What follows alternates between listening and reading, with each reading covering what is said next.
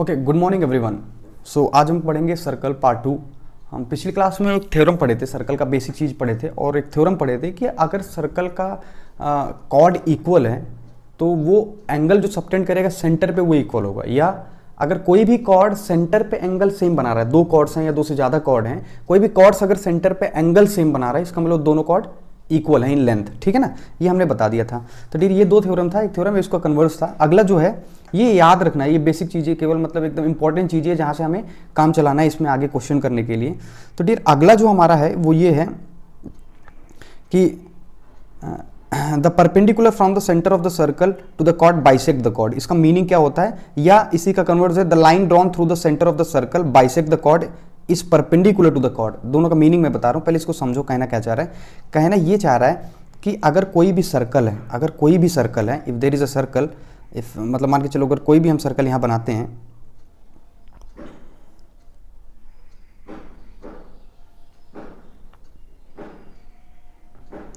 If there is a circle, तो question में ये कह रहा है कि dear the perpendicular from the centre of the circle to the chord bisect the chord. Perpendicular from the centre of the circle, इसका मतलब अगर कोई भी कॉर्ड है, अगर कोई भी कॉर्ड, यहाँ पे हमने एक कॉर्ड बना दिया डियर, ये एक कॉर्ड हो गया, ये एक कॉर्ड हो गया, अगर सेंटर से कोई इस पे परपेंडिकुलर लाइन खींचा जाए, any line passing through the centre to the chord is perpendicular, अगर वो परपेंडिकुलर है तो ये इसको बाइसेक्ट करेगा। क्वेश्चन ये कह रहा है। क्वेश्चन समझ में आया? क्वेश्चन सिंपल सा कह रहा था डियर कि अगर the perpendicular from the centre of the circle, the perpendicular from the centre of the circle to the chord, ये परपेंडिकुलर अगर है तो प्रूफ करो कि ये इसको बाइसेक्ट करेगा। प्रूफ क्या, ये अंडरस्टूड पहले समझ लो कि क्वेश्चन ऐसा होता है, ये ऐसा प्रॉपर्टी होता है, प्रूफ तो हम कर ही रहे हैं। प्रॉपर्टी ये होता है कि अगर कोई भी लाइन सर्कल के सेंटर से आ रहा है और कॉर्ड पे परपेंडिकुलर है, कॉर्ड पे 90 डिग्री बना रहा है, इसका मतलब कॉर्ड को बाइसेक्ट करेगा। और इसका जस्ट अपोजिट भी, अगर कोई भी लाइन सेंटर से आ रहा है और कॉर्ड को बाइसेक्ट कर रहा है, इसका मतलब ये क्या है, इसका मतलब ये क्या हो गया डियर, ये परपेंडिकुलर होगा। देखो तीन चीजें हैं, एक तो सेंटर से आना, दूसरा कॉर्ड को बाइसेक्ट करना, और तीसरा उस पर परपेंडिकुलर होना। इन तीन चीजों में दो चीज आपको अगर गिवन है तो तीसरा अंडरस्टूड हो जाएगा। जैसे कोई भी लाइन अगर सेंटर से आ रहा है, कॉर्ड को बाइसेक्ट कर रहा है, मतलब वो परपेंडिकुलर है कॉर्ड पे। कोई भी लाइन सेंटर से आ रहा है, कॉर्ड पे परपेंडिकुलर, मतलब वो बाइसेक्ट करेगा। कोई भी लाइन अगर सेंटर से, अगर कोई भी लाइन आ रहा है कॉर्ड पे और कॉर्ड को बाइसेक्ट कर रहा है परपेंडिकुलरली, मतलब वो लाइन कहां से आ रही है, सेंटर से आ रही है। आई होप ये क्लियर है, ये तीनों अंडरस्टूड है। ठीक है ना, तो उसी को हम प्रूफ करते हैं यहाँ पे। तो डियर हमने एज पर इसमें जो गिवन था वो मैंने बना दिया कि ये मान के चलो ये डियर सेंटर हो गया आपका, और ये एक कॉर्ड हो गया ए और बी। ठीक है ना, ये कॉर्ड हो गया और डियर ये इसको एम पे काट रहा है। ठीक है ना, अब क्वेश्चन में गिवन क्या है जरा बताओ डियर, क्वेश्चन में गिवन क्या है? अगर आप ध्यान से देखो तो क्वेश्चन में हमारा गिवन है कि, क्वेश्चन में गिवन हो गया कि O M is perpendicular to OM is perpendicular to AB। ये क्वेश्चन में कह रहा है अगर कोई भी लाइन कॉर्ड पे परपेंडिकुलर और सेंटर से आ रहा है, O सेंटर है, ठीक है ना, और उसको बाइसेक्ट करेगा, हमको प्रूफ करना है ये चीज ना। अब हमें ये प्रूफ क्या करना है, टू प्रूफ क्या करना है बताओ, हमें प्रूफ करना है डियर, तो प्रूफ हमें क्या प्रूफ करना है, AM is equal to MB, ये हमें प्रूफ करना है बाइसेक्ट। भाई ये इसको बाइसेक्ट करेगा तो इसका मतलब ये इक्वल होगा ना, अगर ये लाइन इसको बाइसेक्ट करेगा मतलब ये इक्वल प्रूफ कर दे, बस हो गया, बाइसेक्ट हो गया। ठीक है ना, अब देखो डियर यहाँ पे हम क्या कर रहे हैं, यहाँ पे कंस्ट्रक्शन कर रहे हैं। कंस्ट्रक्शन क्या कर रहे हैं, इसको थोड़ा ज्वाइन कर दे रहे हैं, इसको हम क्या कर रहे हैं डियर, ज्वाइन कर दे रहे हैं। यहाँ भी ज्वाइन कर दिया, सेम ऐसे यहाँ भी ऐसे ज्वाइन कर दिया। ठीक है ना, ये हमने ज्वाइन कर दिया। अब जैसे हमने ज्वाइन किया, यहाँ पे एक चीज़ क्लियर हो गया कि डियर अगर इस दो सर्कल को आप देखो, इस दो ट्रायंगल को देखो, ये वाला ट्रायंगल और ये वाला ट्रायंगल को ध्यान से देखो अगर, तो ट्रायंगल में आपको दिख रहा होगा कि AO किसके इक्वल है, BO के। भाई AO BO के इक्वल है, रीजन क्या है, दोनों रेडियस है, रेडियस ऑफ द सर्कल। ठीक है ना, ये भाई ये दोनों इक्वल है क्योंकि दोनों रेडियस है, सर्कल का रेडियस इक्वल होता है। और dear OM is equal to OM दोनों में है, कॉमन है, OM कॉमन हो गया, रीजन कॉमन हो गया। ठीक है ना डियर, और यहाँ पे देखो ये 90 डिग्री है, तो इसका मतलब AMO is equal to angle AMO is equal to BMO, reason 90 degree है। डियर ये RHS से क्या है, कॉन्ग्रेंट है। RHS से क्या है, ट्रायंगल, मैं लिख रहा हूँ triangle AMO is congruent to triangle BMO RHS। फिर RHS का मतलब ये हो गया, आप जानते हो कि RHS का मतलब हो गया एक राइट एंगल होना चाहिए दोनों ट्रायंगल में, ये दोनों ट्रायंगल में राइट एंगल है, और ये हाइपोटेनियस इक्वल होना चाहिए, देखो हाइपोटेनियस इसके इक्वल है, और दूसरा कोई भी एक साइड इक्वल हो, तो तीसरा साइड कॉमन हो गया वो इक्वल ही, तो RHS से क्या हो गया ये कॉन्ग्रेंट। अगर ये कॉन्ग्रेंट है तो इसका मतलब इसके करस्पॉन्डिंग साइड और एंगल दोनों बराबर होंगे। तो डियर मेरे को बताओ AM का करस्पॉन्डिंग साइड क्या है, AM इज इक्वल टू क्या होगा, AM का करस्पॉन्डिंग BM है, भाई AM का BM है करस्पॉन्डिंग साइड, ठीक है ना। रीजन क्या, CPCT, corresponding part of the congruent triangle ना, CPCT, हेंस प्रूफ, ये प्रूफ भी करना था। आई होप ये क्लियर है। अब देखो ये इसी का कन्वर्ट यहाँ पे लिखा है, ये भी पढ़ लो आप। The line drawn through the centre of the circle, the line drawn through the centre of the circle bisect the chord, then ये परपेंडिकुलर होगा, तब ये परपेंडिकुलर। मैंने बोला 3 चीजें निकल के आती। अगला जो थ्योरम कह रहा है कि equal chord of the circle और congruent circle are equidistance from the centre. इसका मतलब अगर कॉर्ड इक्वल हैं, अगर किसी भी सर्कल के 2 या 2 से ज्यादा कॉर्ड्स आपस में इक्वल हैं, तो सेंटर से इक्वी डिस्टेंस पर होगा, सेंटर से क्या होगा, इक्वल डिस्टेंस पर। चाहे ऐसे समझो चाहे ऐसे, 2 सर्कल है दोनों कॉन्ग्रेंट हैं, और 2 सर्कल कॉन्ग्रेंट कब होगा, जब उनके रेडियस सेम होंगे। 2 सर्कल अलग अलग सर्कल है, दोनों कॉन्ग्रेंट हैं और दोनों के एक कॉर्ड इक्वल हैं, तो दोनों का सेंटर से डिस्टेंस सेम होगा। ये दोनों चीज़ है, ठीक है ना, दोनों चीज़, चाहे आप ऐसे समझ लो, चाहे आप इससे समझ लो, चाहे आप एक सर्कल के अंदर समझ लो, दोनों पे ये लागू होगा, ठीक है ना। एक बार समझते हैं क्वेश्चन क्या कह रहा है, बनाते हैं। जैसे मान के चलो डियर क्वेश्चन में कह रहा है कि एक सर्कल है, एक हमने सर्कल बना दिया यहाँ पे, ठीक है ना। अब सर्कल में कह रहा है कि 2 कॉर्ड है दोनों इक्वल, एक कॉर्ड हमने यहाँ बना दिया डियर, एक कॉर्ड हमने ऐसे बना दिया, और इसका नाम रख दिया AB और CD, इसका नाम रख दिया AB, इसका नाम रख दिया डियर CD, ठीक है ना, और इसका सेंटर मान के चलते हैं O है। तो हमको ये प्रूफ करना है कि ये इक्वी डिस्टेंस पर है। हमको क्या प्रूफ करना है डियर, ये इक्वी डिस्टेंस पर है फ्रॉम द सेंटर, ये सेंटर से इक्वल डिस्टेंस पर है। तो हमें ये प्रूफ करना है कि डियर कि ये जो इसका डिस्टेंस है ये इक्वल है। इसका मतलब हमें जो प्रूफ करना है कि ये दोनों इक्वल है, ये हमको प्रूफ करना है, और ये गिवन है कि दोनों इक्वल है।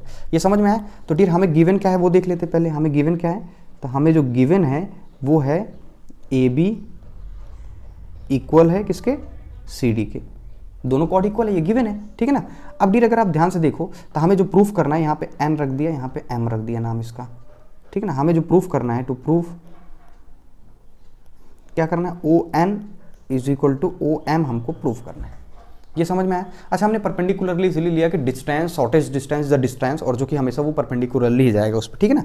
अब अगर आप ध्यान से देखोगे, अच्छे से ध्यान से देखोगे, तो डियर एक अंडरस्टूड बात ये हो गई यहाँ पे कि ये लाइन जो है इस पे सेंटर से पास हो रहा है, देखो यहाँ सेंटर से जा रहा है और इस पे परपेंडिकुलर है, इस पे परपेंडिकुलर है, जिसको बाइसेक्ट करेगा। ये अंडरस्टूड हो गया कि दोनों इक्वल हैं। ये अंडरस्टूड लिखने की जरूरत नहीं, समझ गए। या लिख लेते हैं क्या, CN is equal to ND ये होगा, और इधर क्या होगा डियर, ऐसे AM is equal to MB होगा।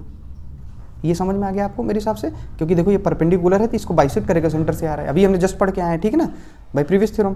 अब अगर आप यहाँ ध्यान से देखोगे आप, तो हमने डियर यहाँ पे कुछ कर रहे हैं, हम इसको ज्वाइन कर दे रहे हैं कुछ देर के लिए समझने के लिए। हमने इसको ज्वाइन कर दिया, हमने इसको क्या कर दिया, ज्वाइन कर दिया। अगर हमने इसको ज्वाइन किया, अब यहाँ पे अगर ध्यान से देखो आप, तो आपको समझ में आ रहा है कि डियर ON जो है, OC जो है, OC इक्वल होगा OA के, क्योंकि ये रेडियस है। अरे रेडियस है कि नहीं सर्कल के, भाई ये दोनों इक्वल होंगे, रेडियस है, ओके। अब डियर मेरे को एक बात बताओ, यहीं पे मैं लिख दे रहा हूँ, गिवन क्या है, AB और CD गिवन है, इक्वल है, पूरा इक्वल है, तो इसका हाफ भी इक्वल होगा। इसका मतलब इसका नाम ये लिख सकते हैं क्या, CN इक्वल होगा AM के। नहीं समझ में आया, देखो भाई ये और ये आपस में इक्वल है, तो ये सेंटर पे 90 डिग्री पड़ रहा है, मतलब ये इसको बाइसेक्ट कर रहा है। मतलब मान के चलो ये 6 होता तो ये भी 6 होता, क्योंकि इक्वल है, और इसका हाफ ये है 6, तो ये 3 होता, और ये भी 6 तो इसका हाफ ये भी 3 होगा। मतलब अगर टोटल लेंथ इक्वल है तो उसका हाफ भी तो इक्वल ही होगा। तो हमने CN इक्वल क्या कर दिया, AM, ठीक है ना। तो डियर अगला क्या है, CN इक्वल है AM के। अरे है कि नहीं, देखो CN और AM के इक्वल है। ये समझ में आ गया आपको, क्लियर है, कोई डाउट तो नहीं यहाँ पे। अब डियर एक चीज़ और आपको दिख रहा है, वो क्या है कि angle AMO is equal to angle CNO, दोनों 90 डिग्री है। अरे है कि नहीं, यही भी इक्वल है। RHS से ये कॉन्ग्रेंट हो गया, कौन सा triangle, triangle CNO congruent to triangle AMO। क्यों, एक राइट एंगल है, अरे राइट एंगल है कि नहीं, एक बेटा इसका क्या है, हाइपोटेनियस इक्वल है जो कि रेडियस के कारण, और एक साइड इक्वल है जो कि ये। RHS से कॉन्ग्रेंट है तो इसका मतलब सारे करस्पॉन्डिंग एंगल साइड इक्वल होंगे। इसका मतलब हम लिख सकते हैं ON is equal to OM CP/CD। अरे समझ में आया, हेंस प्रूव्ड। इसका मतलब बस इतना जान लो, अगर कोई भी ट्रायंगल का कॉर्ड इक्वल है, किसी भी ट्रायंगल के कॉर्ड इक्वल हैं तो सेंटर से इक्वल डिस्टेंस पर होंगे, या अगर कोई भी कॉर्ड है सेंटर से इक्वल डिस्टेंस पर है तो वो कॉर्ड आपस में इक्वल है। ये भी याद रखना है, देखो लिखा है यहाँ पे, इसीलिए chord equidistance from the centre, chord equidistance from the centre are, मतलब उसी का जस्ट उल्टा इसलिए लिख दे, करना ऐसे ही है कि अगर कोई भी सर्कल है, कोई भी कॉर्ड्स हैं और सेंटर से इक्वल डिस्टेंस पर, ये भी 2 सेंटीमीटर दूर पर है, ये भी 2 सेंटीमीटर दूर पर, मतलब वो दोनों कॉर्ड आपस में इक्वल है, या दोनों कॉर्ड आपस में इक्वल है तो सेंटर से इक्वल डिस्टेंस पर होगा। हमने 3 चीजें पढ़े कि अगर कॉर्ड्स इक्वल है तो सेंटर पे एंगल सबटेंड सेम करेगा, पहली चीज। दूसरा चीज हमने टीयर क्या पढ़ा है, हमने अभी जस्ट पढ़ा है इसका थ्योरम जस्ट नंबर 3 पढ़ा है कि अगर कोई भी लाइन सेंटर से पास हो रहा है और किसी कॉर्ड पे परपेंडिकुलर, तो मतलब कॉर्ड को बाइसेक्ट करेगा। इसी तीनों में 2 आपको पता रहेगा, एक अंडरस्टूड हो जाएगा। अभी जस्ट हमने पढ़ा कि अगर कॉर्ड्स इक्वल है तो सेंटर से इक्वी डिस्टेंस पर होगा, कौन सा, अगर 2 कॉर्ड्स किसी सर्कल के इक्वल हैं तो सेंटर से इक्वल डिस्टेंस पर होगा, या 2 कॉर्ड हैं और सेंटर से इक्वल डिस्टेंस पर वो स्टेबल है तो इसका मतलब दोनों कॉर्ड आपस में इक्वल है। ये जरूरी नहीं कि किसी एक सर्कल के अंदर ही लगता है डियर, ये कॉन्ग्रेंट सर्कल के लिए भी लगता है। कॉन्ग्रेंट सर्कल का मतलब हो गया अगर 2 सर्कल हैं और दोनों कॉन्ग्रेंट है, जल्दी से हम बस बना दे रहे हैं क्योंकि यहाँ पे ये लिखा हुआ है, कॉन्ग्रेंट सर्कल के लिए भी लॉजिक है। जैसे मान के चलो कि 2 सर्कल है डियर, एक सर्कल ये है, एक सर्कल ये है डियर, और एक सर्कल आपका मान के चलो ये है। अब कह रहा है कि अगर 2 सर्कल है और दोनों सर्कल के कॉर्ड इक्वल है, मान के चलो ये दोनों के कॉर्ड है, ये इक्वल है, तो कह रहा है प्रूफ करो इसकी इक्वी डिस्टेंस होगा सेंटर। अगर ये कॉर्ड इक्वल है तो इसका मतलब ये गिवन है कि कॉर्ड इक्वल है, तो हमने सेंटर ये मान लिया डियर, ये सेंटर मान लिया। हमको प्रूफ करना है कि ये इक्वल डिस्टेंस पर है यहाँ से, ये हमको प्रूफ करना है इक्वल।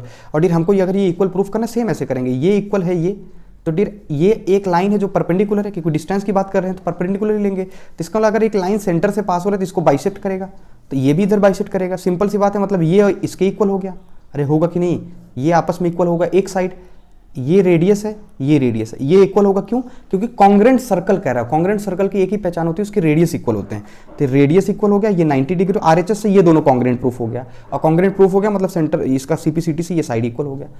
बात वही है, चाहे 2 सर्कल में अलग अलग हो, चाहे एक ही सर्कल में दोनों कॉर्ड हो, चाहे कॉन्ग्रेंट सर्कल की बात करें, चाहे एक ही सर्कल के अंदर दोनों बात करें, ये लॉजिक लगेगा। अगला क्वेश्चन, अब क्वेश्चन पे आते हैं डियर। क्वेश्चन में कह रहा है the radius of the circle is 10 centimetre and length of one its chord 12 centimetre, find the distance chord and centre. कह रहा है कि डियर एक सर्कल है, एक सर्कल है आपका, एक हमने सर्कल बना दिया। कह रहा है कि the radius of the circle is 10 centimetre, इसका रेडियस 10 सेंटीमीटर है। If the length of one of its chord is 12 centimetre, कोई एक कॉर्ड है वो 12 सेंटीमीटर का, तो डियर हमने यहाँ एक कॉर्ड बना दिया, ये 12 सेंटीमीटर का है और इसका रेडियस 10 सेंटीमीटर का। Find the distance of the chord from the centre. कह रहा है कॉर्ड का डिस्टेंस बताओ सेंटर से, आपको एग्जैक्टली ये बताना है ये कितना होगा। डिस्टेंस की बात करें तुरंत 90 भी बनाएंगे डियर, हमने यहाँ पे बना दिया कि हमने कॉर्ड कंसीडर कर दिया ए बी, सेंटर हो गया ओ, ये इस पे परपेंडिकुलर डिस्टेंस हमें फाइंड करना है, टू फाइंड ओ एन, हमें डिस्टेंस बताना है, यही तो बताना है ना। Find the distance of the chord from the centre, centre से कॉर्ड की डिस्टेंस बताओ, ये हमको बताना है डियर। और गिवन क्या क्या है ये बताओ। गिवन रेडियस आपको दिया है 12 सेंटीमीटर, देखो सॉरी रेडियस दिया है 10 सेंटीमीटर द रेडियस। तो डियर यहाँ पे रेडियस अगर हम बनाना चाहें तो देखो ये रेडियस है कि नहीं, आप ध्यान से अगर देखो तो ये आपका रेडियस हो गया, ये रेडियस होगा कि नहीं डियर, अगर आप ध्यान से देखो तो ये आपका रेडियस हो गया, ये रेडियस हो गया। अब आगे क्वेश्चन में कह रहा है कि एक कॉर्ड की 12 सेंटीमीटर, डियर ये 12 सेंटीमीटर है, ये टोटल 12 सेंटीमीटर है। अब यहाँ पे देखो गिवन है A O is equal to 10 centimetre और dear chord A B is equal to 12 centimetre. Simple सी बताओ अगर ए बी 12 सेंटीमीटर है डियर, तो ये एक लाइन है, ये एक लाइन है जो सेंटर से आ रहा है, कॉर्ड पे परपेंडिकुलर है, मतलब इसको बाइसेक्ट करेगा। अरे करेगा कि नहीं करेगा, इसका मतलब हम क्या लिख सकते हैं डियर, हम लिख सकते हैं ए एन जो बाइसेक्ट, ए एन हाफ हो जाएगा टोटल का, A N is equal to A B by 2, A B की वैल्यू है डियर 12 बाई 2 दैट इज 6, इसका मतलब 6 सेंटीमीटर हो गया ए एन। रीजन यहाँ क्या लिखोगे कि line perpendicular from centre, perpendicular to the chord from the centre. अगर कॉर्ड से परपेंडिकुलर है, कॉर्ड पे परपेंडिकुलर सेंटर से मतलब उसको बाइसेक्ट करेगा, सिंपल सी बात है। ये हो गया क्लियर, तो ये हमें सब कुछ फाइंड हो गया इसमें। अगर ध्यान से देखो तो 6 सेंटीमीटर ये हो गया। अगर देखो A N is equal to 6 centimetre हो गया आपका डियर, ए एन हो गया 6 सेंटीमीटर और उसके बाद रेडियस हो गया 12 सेंटीमीटर, रेडियस हो गया 10 सेंटीमीटर, ये 10 सेंटीमीटर आपको ये बताना है। तो पाइथागोरस थ्योरम आप देख लो तो क्या होगा, पाइथागोरस थ्योरम क्या कहता है कि डियर हाइपोटेन्यूस का square is equal to base square plus perpendicular square O N square. तो डियर ये हो गया 10 का स्क्वायर, ए ओ 10 का स्क्वायर 100, ए एन कितना है 6 का square 36 plus O N square हमको नहीं पता, तो डियर 36 उधर गया तो 10 में से 6 4 और ये हो गया डियर 9 में से 3 6, 64 is equal to O N square. तो dear O N is equal to हो गया under root 64, that is 8 centimetre, मतलब यही आंसर हो गया आपका। अब चाहे वैसे भी देख लो, 10 6 है डियर, हाइपोटेनियस 10 है, हाइपोटेनियस 10 है, एक साइड 6 है और ये परपेंडिकुलर, मतलब ये इसका मतलब राइट एंगल ट्रायंगल का है। तो ट्रिपलेट देखो तो ये 10 और 6 के साथ 8 का ट्रिपलेट बनेगा, क्योंकि देखो ये 2 5 जा 2 3 जा 3, मतलब 3 4 5 होता है, तो अगला होता 4 होता है, लेकिन इसको हाफ किए तो डबल करने पे बना है, तो 4 का डबल करेंगे 8, ट्रिपलेट से निकाल लो। अदरवाइज आपको फाइंड ऐसे करना है। 8 centimetre is the distance from the centre to the chord. I hope ये क्लियर है। अगला क्वेश्चन है डियर, एकदम इजी है question dear. Find the length of the chord which is at the distance of 5 centimetre from the centre of the circle, radius इतना। Same चीज question में कह रहा है कि एक सर्कल है डियर, एक सर्कल का आप find the length of the chord, chord की लेंथ बताओ जिसका सेंटर से यहाँ पर डिस्टेंस दिया है। इस वाले में डिस्टेंस दिया हुआ है, इस वाले में डिस्टेंस आपको दिया हुआ है। जैसे मान के चलो इस क्वेश्चन में कह रहा है कि रेडियस 10 है डियर, इसका रेडियस 10 है। अगर रेडियस की बात करें तो रेडियस 10 है, ये O हो गया, ये AB हो गया डियर, और ये M मान के चलते हैं, तो रेडियस 10 दिया हुआ है इसमें, और इसका डिस्टेंस फ्रॉम द सेंटर 5 दिया हुआ है। आपको ये बताना है, कॉर्ड की लेंथ बतानी है। तो टू फाइंड क्या करना है बताओ, टू फाइंड हमें जो फाइंड करना है डियर, वो फाइंड करना है AB की वैल्यू, हमें AB की वैल्यू फाइंड करना है, ठीक है ना। और गिवन क्या है, अगर ध्यान से देखो तो गिवन रेडियस 10 है, मतलब AO इज इक्वल टू 10, और क्या दिया है सेंटर से कॉर्ड की डिस्टेंस, मतलब OM की वैल्यू दिया है, OM की वैल्यू 5 सेंटीमीटर ये दिए हुए हैं। तो डायरेक्शन सिंपल सी बात है, यहाँ पे अगर ध्यान से देखो तो ये परपेंडिकुलर है, ये देखो ये परपेंडिकुलर है, ये हाइपोटेनियस है, ये हम निकाल सकते हैं AM की वैल्यू। तो पाइथागोरस थ्योरम से हम क्या लिख सकते हैं डियर, यहाँ पे पाइथागोरस थ्योरम से लिख सकते हैं AO का square is equal to OM का स्क्वायर प्लस AM का स्क्वायर, ये लिख सकते हैं। AO का स्क्वायर 10 है, दैट इज 100, ठीक है ना, इज इक्वल टू OM की वैल्यू 5 है, that is 25 plus AM square. तो डियर यहाँ AM की स्क्वायर की वैल्यू आ गई 100 माइनस 25, तो AM इज इक्वल टू हो गया अंडर रूट 75। तो AM इज इक्वल टू 75 को क्या लिख सकते, 25 इंटू 3, 25 इंटू 3। इससे क्या हुआ डियर कि 25 का स्क्वायर रूट 5 होता है, वो बाहर चला गया, अंडर रूट 3 अंदर रह गया, ये आपका सेंटीमीटर आंसर हो गया। आई होप ये क्लियर है। अगला क्वेश्चन है find the length of the chord which is at the distance of 4 centimetre from the centre of the circle, radius. Same चीज़ है, कह रहा है कि एक सर्कल है डियर, एक हमने सर्कल बना दिया, एक सर्कल है, और सर्कल में कह रहा है कि find the length of the chord which is at the distance of 4 centimetre, which is at the distance of 4 centimetre from the centre of the circle, ये दिया हुआ है 4, ठीक है ना। Find the length of the chord की length बताना, radius 6 है बेटा, इसका रेडियस 6 दिया है, इसमें ये सब कुछ दिया है कि अगर ये O है, ये A है, ये B है और ये M मान के चलते हैं, तो सेंटर ऑफ द डिस्टेंस ये दिया है 4 सेंटीमीटर और रेडियस दिया है इसका 6 सेंटीमीटर। आपको कॉर्ड की लेंथ बतानी है। अच्छा यहाँ पे कॉर्ड की लेंथ ये नहीं है, AM की वैल्यू ये है डियर, AM की वैल्यू ये 5 अंडर रूट 3 है, तो टोटल कॉर्ड की लेंथ AB की जो वैल्यू होगी वो कितनी होगी, AB की जो वैल्यू होगी डियर, देखो AM इतना है और इतना ये भी है, तो AB इसका डबल होगा, इसका मतलब इसका होगा 2 into 5 root 3, that is what AB is equal to 10 root 3। I hope ये क्लियर है। देखो आपको पता है डियर कि कोई भी लाइन अगर कॉर्ड पे परपेंडिकुलर पड़ रहा है तो उसको बाइसेक्ट करेगा, तो इसकी वैल्यू हमने निकाल लिया, बाइसेक्ट मतलब आधा आधा, तो इसकी वैल्यू भी सेम होगी। अगर दोनों ऐड करेंगे तो इतना प्लस इतना, तो 10 रूट 3 नहीं हो जाएगा, ये ऐसे समझो, ये हाफ है टोटल का ना, तो टोटल इसका डबल हुआ कि नहीं हुआ, तो 5 रूट 3 है तो टोटल 10 रूट 3 आंसर होगा ना। अब यहाँ पे भी हमें AM की वैल्यू फाइंड करना है। टू फाइंड क्या करना है डियर, अगर हम टू फाइंड में देखें, फाइंड हमें क्या करना है, AM हमें टोटल फाइंड करना है, AB की वैल्यू फाइंड करना है, ठीक है ना, AB की वैल्यू फाइंड करना है। गिवन क्या है डियर, अगर गिवन की बात करें तो AO दिया है आपको 6 सेंटीमीटर और डियर क्या दिया, OM की वैल्यू दिया है आपको 4 सेंटीमीटर, ये आपको गिवन है। तो डियर पाइथागोरम से अगर देखो, यहाँ पाइथागोरस थ्योरम से अगर देखो तो AO का स्क्वायर ना, यहाँ पे देखो अगर पाइथागोरस से AO का square is equal to OM का स्क्वायर प्लस AM का स्क्वायर, तो डियर AO का स्क्वायर दिया 36 हो जाएगा और 4 का स्क्वायर हो जाएगा 16 और प्लस AM का स्क्वायर हमें फाइंड करना है। तो डियर AM की वैल्यू आ जाएगी अंडर रूट 36 माइनस 16 20, समझ में आया, क्लियर है। तो डियर AM को आप लिख सकते हो, इसको लिख सकते हो 5 इंटू 4, तो 4 बाहर चला गया डियर, तो 2 आ गया, 2 रूट 5, ये हो गया AM की वैल्यू इतना सेंटीमीटर। तो डियर हमें निकालना AB है, तो AB अगर निकालना है, अगर हमें AB फाइंड करना है और AM की वैल्यू आ गया है तो 2 इंटू AM होगा कि नहीं भाई, AM की वैल्यू आ गया है तो ये दोनों इक्वल हैं, इसी का डबल होगा कि नहीं ये चीज़, इसका मतलब AB की जो वैल्यू होगी डियर वो होगी आपका, इसी का डबल करो 2AM, 2 to 4 under root 5 centimetre, ये आपका आंसर होगा। आई होप ये क्लियर है। एक बार फिर से देख लो आप, देखो एकदम यहीं पे अगर फिगर में देखो तो ये 6 है बेटा, ये 6 है और ये 4 है, तो देखो ये 6 है ये 4 है, तो ये कितना होगा, इसका स्क्वायर माइनस स्क्वायर को 36 माइनस 16, 36 माइनस 16 अगर करोगे तो ये 20 आएगा, ये बेटा 20 आ गया, ये 20 under root 2, under root 20, under root 20 का क्या होगा 2 रूट 5, 2 रूट 5, ये 2 रूट 5, ये 2 रूट 5, तो बेटा टोटल क्या हो गया 4 रूट 5, ये आपका आंसर है। आई होप ये क्लियर है, ठीक है ना, यहाँ तक समझ में आया। Okay, thank you so much.